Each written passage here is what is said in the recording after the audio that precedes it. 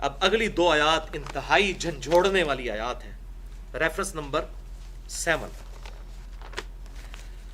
سورۃ التغابن آیت نمبر 15 سے لے کر 17 تک.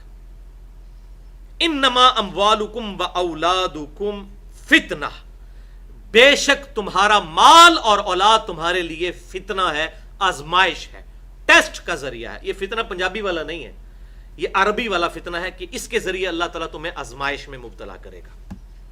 واللہ عندہ اجر عظیم، اور یہ بھی یاد رکھو کہ اللہ کے پاس اجر عظیم ہے، یعنی مال اور اولاد تمہیں اللہ کی راہ سے غافل نہ کر دے. فاتقوا اللہ ما استطعتم، اللہ کا تقوی اختیار کرو، جتنی تمہاری طاقت ہے پوری صرف کر دو. واسمعوا واطیعوا، اور سنو اور اطاعت کرو. سمعنا واطعنا یہ مومنین کی نشانی ہے. وانفقوا خیرا لانفسکم، اور اللہ کی راہ میں خرچ کرو، یہی تمہارے نفسوں کے لیے بہتر ہے. اور بڑی زبردست گولڈن کوٹ آنے لگا، یونیورسل ٹروتھ اللہ کا.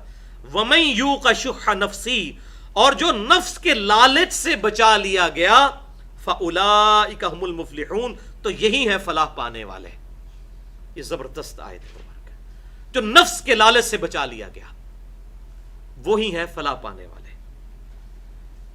اللہ اکبر. سورہ آل عمران کی آیت نمبر 92 میں ہی آتا ہے، لن تنالوا البر حتى تنفقوا مما تحبون.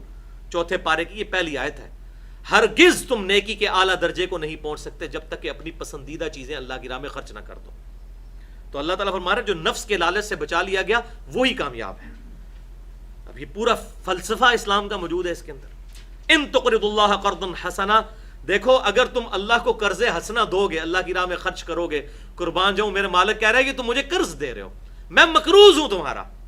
اگر تم میری راہ میں خرچ کر رہے ہو تو میں تمہارا مقروض ہو گیا. اگر تم اللہ کو قرض حسنا دو گے، یضاعف لکم ویغفر لکم، تو اللہ تعالیٰ بڑھا کر تمہیں وہ قرض لوٹائے گا اور تمہاری مغفرت بھی کر دے گا.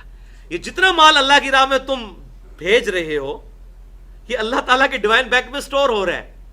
اللہ تعالیٰ اس کو قرض سمجھ کے لے رہا ہے. حالانکہ دیکھیں دیا ہوا اسی کا ہے، لیکن اللہ تعالیٰ اپنے بندوں پر کتنا شفیق ہے. وہ کہتا ہے مجھے دو گے تو یہ میرے ذمہ قرض ہے، میں اس کو کئی گنا کر کے لوٹاؤں گا جنت کی شکل میں، اور تمہاری مغفرت بھی کر دوں گا. واللہ شکور حلیم، اور اللہ تعالیٰ قدردان ہے اور برداشت کرنے والا ہے. کیا بات ہے، یعنی تمہارے مال کی قدر کرے گا. تم اگر اللہ کی راہ میں خرچ کرو گے اللہ بڑی قدر کرے گا، اس کو بڑھا چڑھا کر تمہیں واپس کرے گا. اور حلم والا ہے، برداشت کرنے والا ہے. جو لوگ اس کی راہ میں خرچ نہیں کرتے، اس کی نافرمانیاں کرتے ہیں، اس کے باوجود وہ ان کو دیتا ہے. بھوکا نہیں کسی کو سونے دیتا. اللہ